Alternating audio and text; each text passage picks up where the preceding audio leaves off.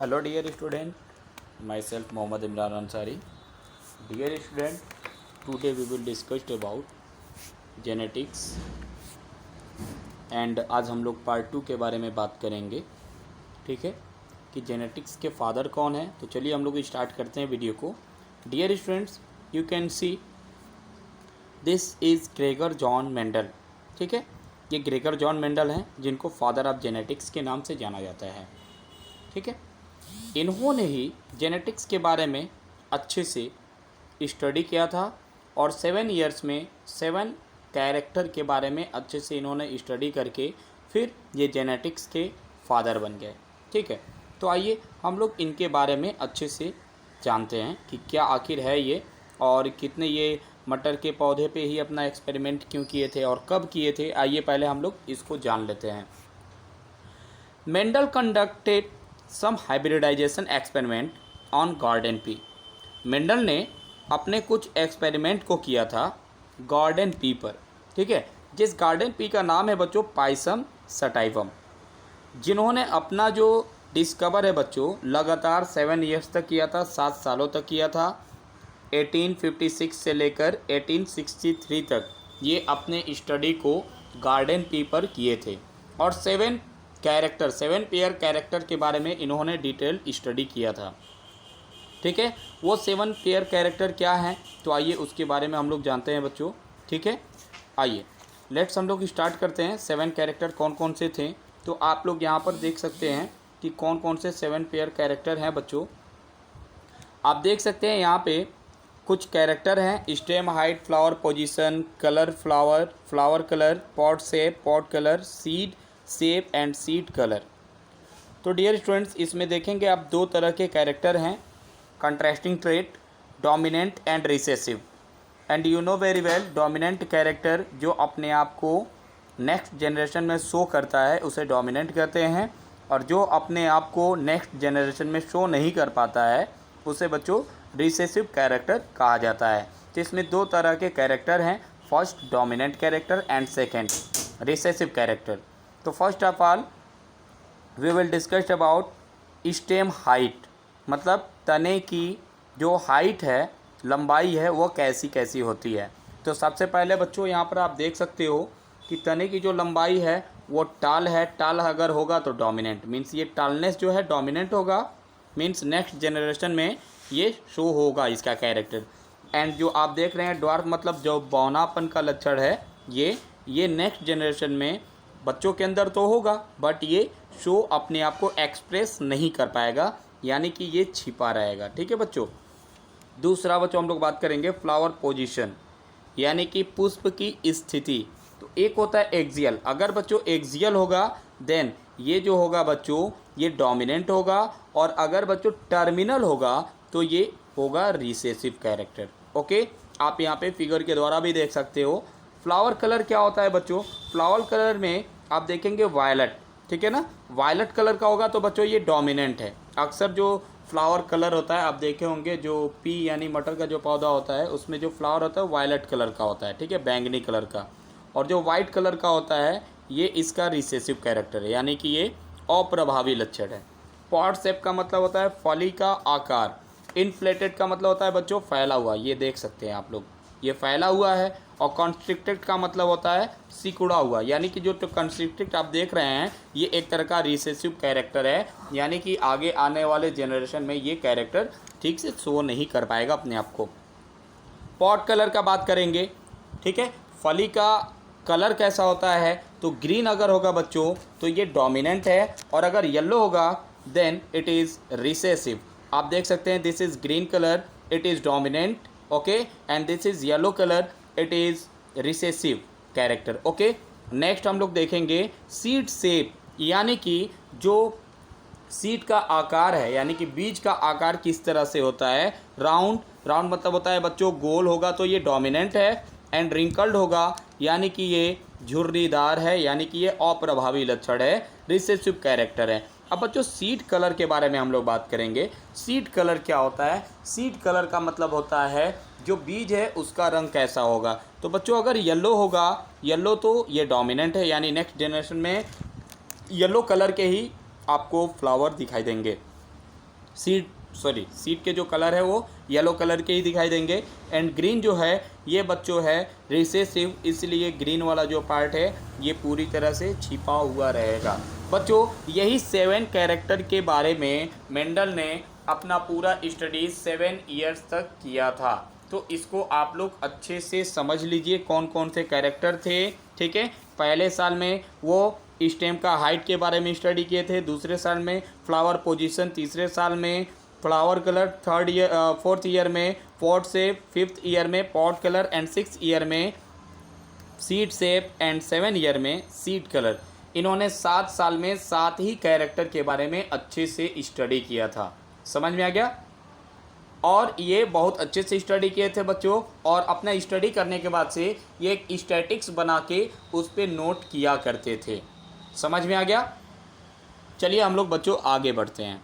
Next बच्चों हम लोग आगे बढ़ेंगे तो अब आप देखेंगे यहाँ पे आप एक मेंडल का जो फर्स्ट लॉ है बच्चों, उसको हम लोग फर्स्ट लॉ भी कह सकते हैं, मोनो हाइब्रिड क्रॉस, या इसी को हम लोग law of dominant and law of segregation के नाम से भी जानते हैं, क्योंकि दोनों ये जो लॉ है इससे मिलता जुलता है।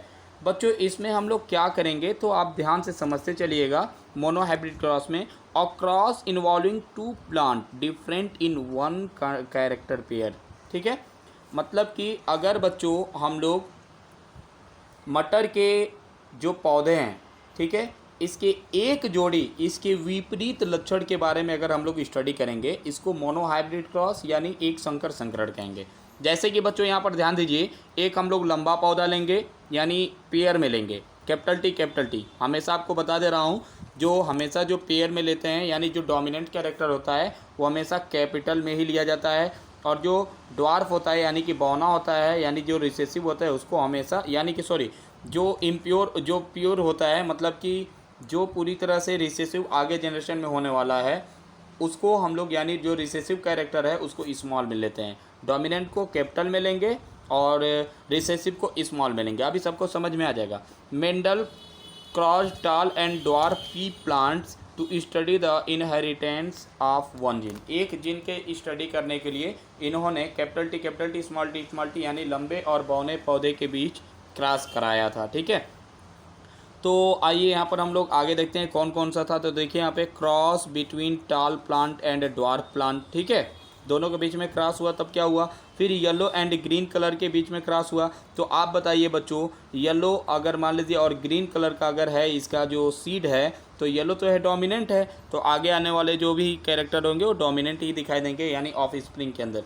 आइए हम लोग आगे भी देख लेते हैं किस तरह से वो कैरेक्टर आपको दिखेंगे। आइए यहाँ पे, और सभी लोग यहाँ पर देख सकते हो कि मेंडल ने कैसे किस तरह से अपना क्रॉस कराया था। ठीक है, देखिए बच्चों ध्यान से सभी लोग समझिएगा। यहाँ पे आप देखोगे तो आप देखेंगे तो यहाँ पे कैपिटल टी यानी कि टाल प्लांट लिया गया है, यहाँ पे ड्वार्फ प्लांट प्योर लिया गया है। ठीक है ना, अब इन दोनों को जब क्रॉस किया गया है बच्चों, तो ये जो प्लांट बना है ये तो हेट्रोजाइगस बन गया, बट ये भी क्या होगा, टाल होगा, क्योंकि टालनेस इसमें डोमिनेंट है बच्चों। ठीक है, जस्ट आफ्टर दिस आप देखेंगे इसका जो कैरेक्टर है, इन दोनों को क्या किया जाता है ना, कैपिटल टी स्मॉल टी को, इसको सेल्फ पॉलिनेशन के लिए छोड़ दिया जाता है। जब सेल्फ पॉलिनेशन के लिए आप इसको छोड़ोगे तो होगा क्या बच्चों, यहाँ पे देखोगे capital T small T and capital T small T, एक को मेल मान लेते हैं और एक को हम लोग क्या मानेंगे, एक को हम लोग चलिए बच्चों फीमेल मान लेते हैं। तो जस्ट बच्चों अब होता क्या है, यहाँ पर आप देखोगे तो मेल भी मान लिया मैंने, फीमेल भी मान लीजिए। अब इसका क्रॉस करेंगे तो आएगा कैपिटल टी, इसका क्रॉस करेंगे तो कैपिटल टी स्मॉल टी, और इसका क्रॉस करेंगे तो कैपिटल टी स्मॉल टी, इसका करेंगे तो स्मॉल टी। ये बच्चों जो है इसको चेकर मेथड या चेकर बोर्ड मेथड या पुन्नेट स्क्वायर मेथड के नाम से भी इसको हम जानते हैं। ठीक है बच्चों, चलिए हम लोग आगे बढ़ते हैं बच्चों। यहाँ पर आप देख सकते हो, यहाँ पे आप देख सकते हो कि जो कैरेक्टर हैं, इतना करने के बाद से हम लोग इसका जीनोटाइप और फिनोटाइप रेशियो निकालते हैं। तो जीनोटाइप फिनोटाइप क्या होता है, मैंने बताया था। जीनोटाइप मतलब होता है एक्सटर्नली एक्सप्रेशन, यानी कि बाहर से ही हम लोग उसको देख के अच्छे से बता दें कि क्या कौन कौन सा कैरेक्टर उसके अंदर दिख रहा है, ये उसका जीनोटाइप है। और फिर से अगर मान लीजिए उसको अच्छे से स्टडी करके उसके इंटरनल जीन के बारे में हम लोग स्टडी करेंगे, वो इसका जीनोटाइप होता है।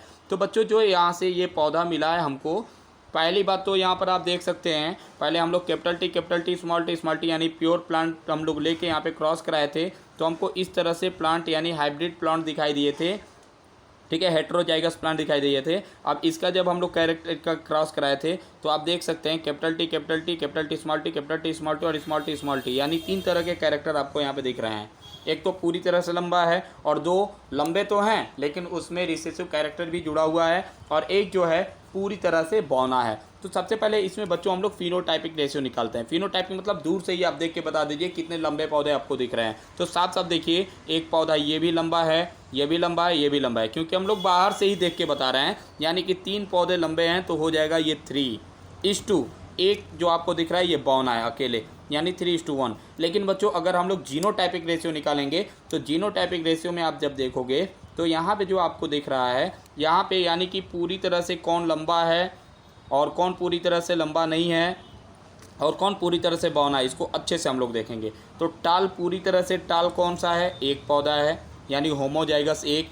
हेट्रोजाइगस देखेंगे तो एक ये है एक ये है, यानी ये दोनों जो है हेट्रोजाइगस है, यानी कैपिटल टी स्मॉल टी दोनों सेम है, तो यहाँ पे आप देख सकते हो। और एक आपको दिख रहा है ये पूरी तरह से बौना पौधा है, यानी कि ये पौधा आपको दिख रहा है। यानी रेशियो क्या बन रहा है बच्चों, 1:2:1 का रेशियो बन रहा है। उम्मीद करता हूँ कि इतना आपको समझ में आ गया होगा। चलिए बच्चों नेक्स्ट हम लोग बात करते हैं बच्चों यहाँ पे कि कौन सा कैरेक्टर किस तरह से दिख रहा है। ठीक है, आइए यहाँ पर देखेंगे। Mendel made similar observation for the other pair of trades. Mendel ने दूसरे पेयर के लिए भी, ठीक है ना, उसी के जैसे ही ऑब्जर्वेशन किया था। ठीक है, he propose that some factor were inherited from parent to offspring factor are now called gene. इसी को बच्चों हम लोग जीन कहते हैं। जैसे कि यहाँ पर आप देख रहे हैं इस पार्ट को, चलिए यहाँ पर आप देखेंगे तो देखिए सबसे पहले फ्लावर है, पर्पल और वाइट इन दोनों का क्रॉस कराया गया है, तो इसका जो रेशियो आएगा बच्चों 3:15:1। ठीक है, इसका ये रेशियो है जिसको हम लोग फिनोटाइपिक रेशियो कहेंगे। डोमिनेंट इसका फॉर्म आएगा 705 एंड रिसेसिव फॉर्म आएगा 224। उसी तरह सीड जो कलर है बच्चों, ये जो है डोमिनेंट में येलो और रिसेसिव में ग्रीन है, जब दोनों मिलेंगे तो इसका रेशियो आएगा 3:1:1। ठीक है, इसका जो डोमिनेंट फॉर्म होता है 6021 होता है और रिसेसिव फॉर्म होता है 2001। एंड सीड शेप जो होता है बच्चों, यहाँ पे आप देख सकते हो राउंड एंड रिंकल्ड, इन दोनों का क्रॉस कराएंगे तो बच्चों ये इसका जो हमको मिलेगा, इसका टोटल रेशियो हमको मिलेगा 2:96:1। ठीक है, जिसमें आप देखेंगे 5474 जो होता है डोमिनेंट फॉर्म होता है, रिसेसिव फॉर्म 1850। एंड इसको बच्चों आप लोग याद कर लीजिएगा, कभी कभी पूछ देता है, नीट के अक्सर एग्जाम में ये पूछ देता है। ठीक है, पॉट कलर जो होता है बच्चों, पॉट कलर ग्रीन, ये आप डोमिनेंट देख रहे थे, येलो जो है रिसेसिव। तो डोमिनेंट जो कैरेक्टर है ये कितने बार दिखाई देगा बच्चों, 428 और रिसेसिव करंट 152 बार दिखाई देगा। और इसका आप लोग रेशियो निकालोगे तो 2:82:1। ठीक है, ठीक वैसे ही पॉट शेप का अगर देखेंगे आप तो राउंड जो होगा बच्चों, इसका रेशियो यानी डोमिनेंट है तो 882 बार आएगा, और अगर मान लीजिए कॉन्स्ट्रिक्टेड है तो इसका रेशियो बच्चों रिसेसिव में 299 बार आएगा। यानी हमेशा आप देखेंगे तो डोमिनेंट वाला ही ज़्यादा आएगा, क्योंकि डोमिनेंट सबसे पहले अपने आप को शो करता है। इसका जो होता है रेशियो बच्चों 2:95:1। फ्लावर पोजीशन बच्चों यहाँ पे देखेंगे तो एक्सियल जो डोमिनेंट था 651 बार आएगा, और जो पॉड वाला था यानी कि जो एक्सियल और उसके बाद से जो टर्मिनल वाला था यानी टॉप वाला जो था वह आपका 206, यानी कि ये रिसेसिव कैरेक्टर था। इसका बच्चों आएगा रेशियो 3:14:1।